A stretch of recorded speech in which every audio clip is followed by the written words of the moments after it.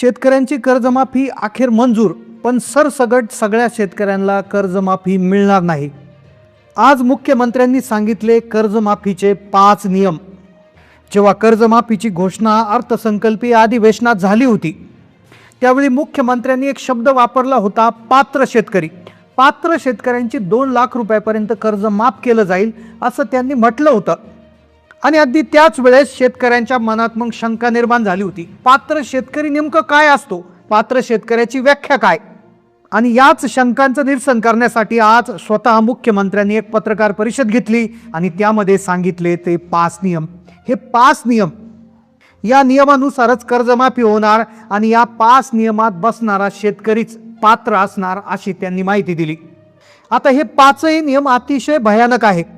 यातला पहिला नियम हा उत्पन्नाचा आहे. आता शेतकऱ्यांचं उत्पन्न अतिशय महत्त्वाचं आहे. जमीन कमी जरी असली तरी उत्पन्नाची अट त्याच्यात आहे. तर दुसरा जो नियम आहे तर तो रेशन कार्डचा नियम आहे. तिसरा नियम पॅन कार्डचा आहे. तर 5वा नियम अतिशय भयानक आहे. 5वा नियम असा आहे की शेतकऱ्याच्या घरात कुठल्या कुठल्या वस्तू आहेत. आता बऱ्याचशा शेतकऱ्यांच्या घरामध्ये टीव्ही आहे, तर काही शेतकऱ्यांच्या घरात फ्रीज आहे, तर काही शेतकऱ्यांच्या घरात मोठे मोठे जे आहे ते टीव्ही आहेत, मोटारसायकल्स आहेत. तर अशा गोष्टींचा देखील आता प्रॉब्लेम होऊ शकतो अशी एक प्रकारे आता चर्चा सुरू झाली. मुख्यमंत्र्यांनी शेतकऱ्यांसाठी अर्जंट सूचना दिली. हे 5 नियम तुमच्यासाठी अतिशय महत्त्वाचे आहेत आणि शेतकऱ्यांना ही शेवटची संधी आहे.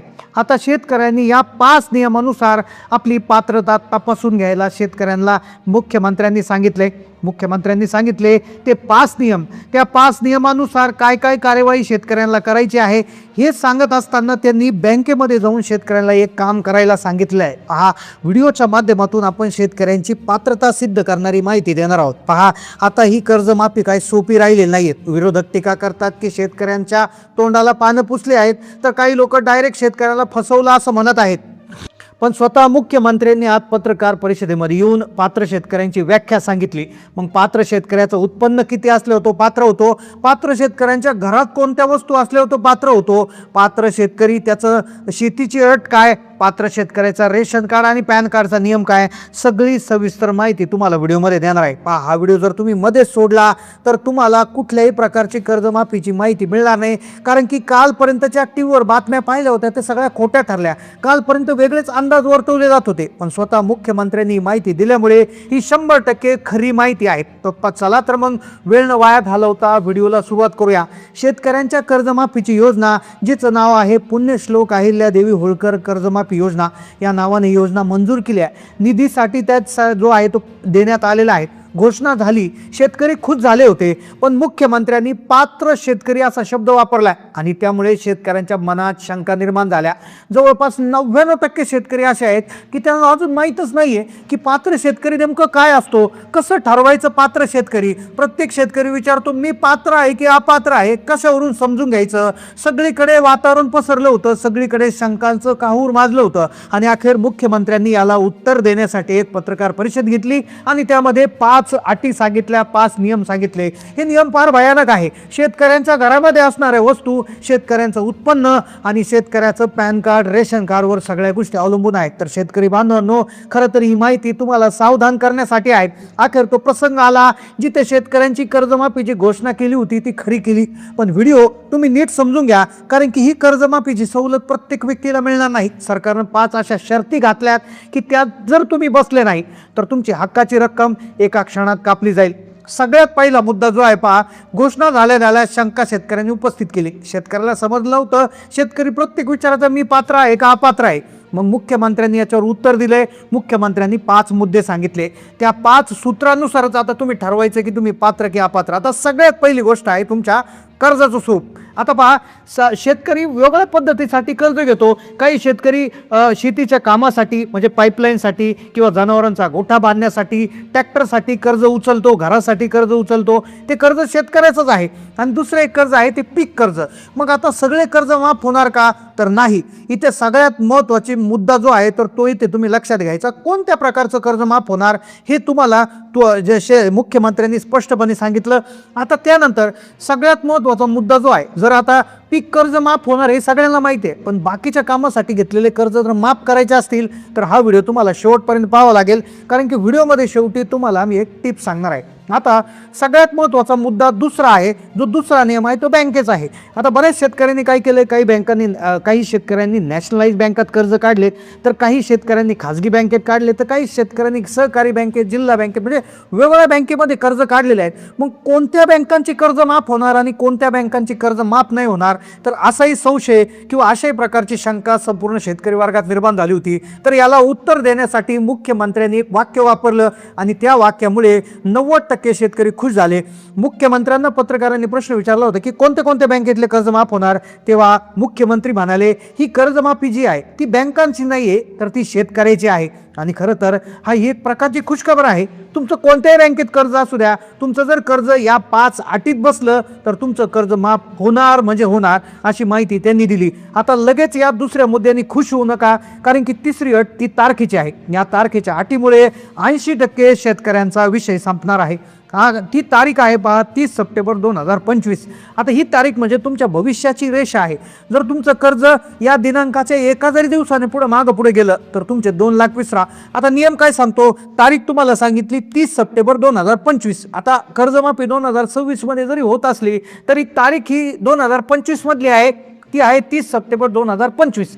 आता पहा, सरकार म्हणतंय की 30 सप्टेंबर 2025 पर्यंत तुमचं कर्ज थकीत असणं अनिवार्य आहे. आता लक्षात घ्या, 30 सप्टेंबर 2025ला तुमचं कर्ज थकीत असावं. आता एखाद्या व्यक्तीनं 30 सप्टेंबरच्या आधी जर कर्ज भरलं असेल तर त्याला कुठल्याही प्रकारचा कर्जमाफीचा लाभ मिळणार नाही. त्याला लाभ मिळणार 50,000चा. तो कसा मिळणार यासाठी तुम्ही व्हिडिओ पूर्ण पहा. बरेचसे शेतकरी काय करतात की बँक काय करते त्यांना की नवं जुनं करण्यासाठी किंवा पुढचं कर्ज मिळण्यासाठी घाई करते की तुम्ही हे आधीचं कर्ज भरा, रिन्यू करा, आणि त्या रिन्यू करण्याच्या लोभामध्ये शेतकरी काय करतो, ते कर्ज भरून बसतो आणि तो नियमित शेतकरीमध्ये येतो आणि ज्यामुळे त्याचं नुकसान होऊ शकतं. पण अशा शेतकऱ्यांना सरकारने 50,000चं वेगळं एक अनुदान दिलं. आता हे झाले तांत्रिक मुद्दे. आता 5 नियम पाहूयात. पहिला नियम असा आहे की उत्पन्न कमी असावं.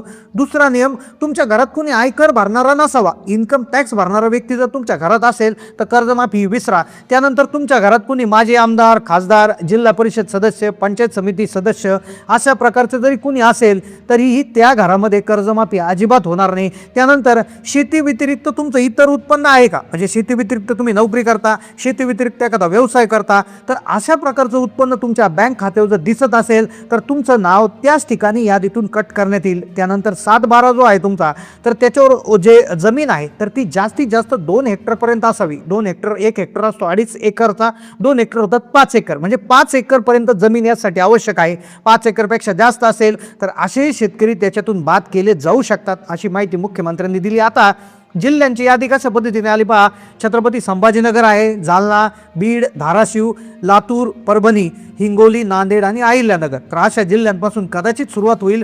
त्यानंतर विदर्भ असेल, मराठवाडा, कोकण विभाग असेल, अमरावती विभाग असेल, तर इथे निधीचं वाटप आपल्याला हळूहळू पाहायला मिळू शकतं. कागदपत्रामध्ये जर आपण बघायला गेलं तर आधार कार्ड प्रत्येकाकडे असतं, रेशन कार्ड अपडेटेड पाहिजे, तुमचा 7/12 उतारा जो आहे तर तो देखील लेटेस्ट अपडेटेड तुमचा असायला पाहिजे. आणि सगळ्यात महत्त्वाचं कागदपत्र की ज्यामुळे शेतकऱ्यांचा मोठा प्रॉब्लेम होऊ शकतो ते आहे फार्मर आय डी कार्ड. आता फार्मर आय डी कार्ड बऱ्याचशा लोकांनी पीक विम्याच्या वेळेस काढलं होतं, पण ते जर अवैध असेल, बऱ्याचशा वेळा काही सेवा केंद्रवाले लोकांनी किंवा काही बनावट लोकांनी बनावट फार्मर आय डी कार्ड शेतकऱ्यांना काढून दिले, त्याच्या प्रिंट मारून दिल्या. शेतकऱ्यांना वाटलं आपलं फार्मर आय डी कार्ड आलं, पण त्याचा जर नंबर तुम्ही जर त्या तिथे चेक करून बघितला पोर्टलला, ॲग्रीस्टॅगला, तर तिथे कुठलंही नाव दिसत नाही. तर तुमचा फार्मर आय डी कार्ड हे वैध असणं गरजेचं आहे, व्हॅलिड असणं गरजेचं आहे, तरच तुम्हाला त्या ठिकाणी हे मिळणार आहे. आता सगळ्या गोष्टी याच्यामध्ये क्लिअर आपण करण्याचा प्रयत्न केला आहे, पण तुमच्या काही शंका आहेत का नक्की तुम्ही कमेंटमध्ये सांगायचं आहे. तारखेच्या बाबतीत, कागदपत्र, त्याचबरोबर जिल्ह्यांच्या, बँकांच्या बाबतीत कुठल्याही शंका असतील तर तुम्ही कमेंट करा. जितक्या जास्तीत जास्त कमेंट्स येतील त्या शंकांवर आपण सेपरेट व्हिडिओ त्या ठिकाणी घेऊन येणार आहे. शेतकऱ्यांसाठी खरं तर ही शेवटची संधी आहे, त्यामुळे ही संधी हुकू नये म्हणून आमची टीम देखील अहोरात्र याच्यावर प्रयत्न करत आहे. तर त्यासाठीच तुम्ही व्हिडिओ जर तुम्हाला आवडत असतील तर नक्की लाईक करत चला. हे व्हिडिओ तुम्ही जास्तीत जास्त शेअर करायला विसरू नका. तुमची कुठलीही शंका तुम्ही कमेंटमध्ये नक्की नोंदवा. ही अंतिम संधी आहे, त्यामुळे तुम्ही आत्ताच बँकेमध्ये जाऊन तुमचं पासबुक जे आहे ते अपडेट करा. तुमची तारीख सगळ्यात महत्त्वाची चेक करा. 30 सप्टेंबर 2025ला तुमचं कर्ज थकीत होतं का? तिथं जर थकीत आलं असेल तर तुम्ही त्या ठिकाणी भाग्यवान आहात असं समजा. आणि 30 सप्टेंबरच्या त्या दिवशी त्याच्या आधी जर तुम्ही तुमचं कर्ज भरलं असेल 25मध्ये, तर तुम्हाला 50,000 रुपयाचं अनुदान कशा पद्धतीने मिळणार आहे, ते कसं बँक खात्यावर येणार, त्यासाठी काही वेगळी प्रोसेस आहे का, तर त्याच्यावर देखील आपण व्हिडिओ घेऊन येणार आहे. तर त्यामुळे नक्की तुम्ही चॅनलला सबस्क्राईब करायचं आहे आणि जास्तीत जास्त हा व्हिडिओ शेअर करा. धन्यवाद.